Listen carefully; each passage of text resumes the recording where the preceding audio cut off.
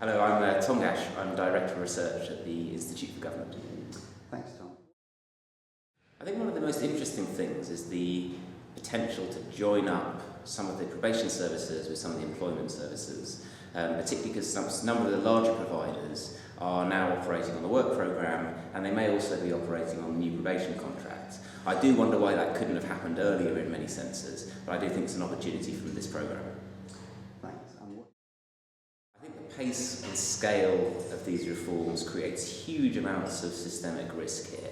You're dealing with a number of providers and management teams who haven't dealt with these services before.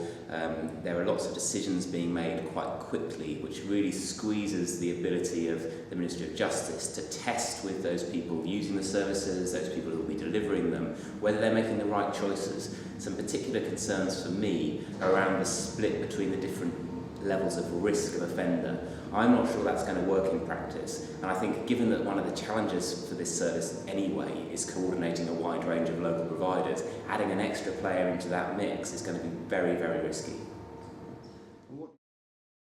Well, there are examples on other programmes where, the work programme being an obvious example, where a number of people who've looked at those programmes, including us, see a degree of parking that, in other words, not giving service to certain people, that they don't really feel comfortable with, either ethically or actually because they think that people who might be cost effectively helped aren't being helped in order to to lower the costs for the providers. I think that's something to watch out for, but hopefully the Ministry of Justice will put in place some protections to make sure that doesn't happen.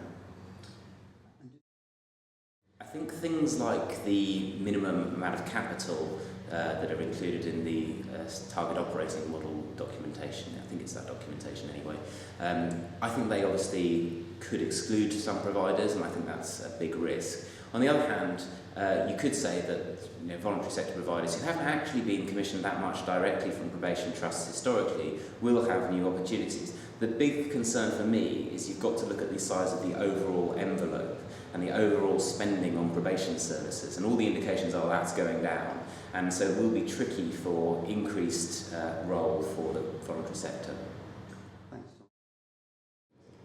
Well, if you look at other areas where large providers have been introduced to provide public services, what you tend to see over time is first an increase in the number of people providing services, but then gradual consolidation.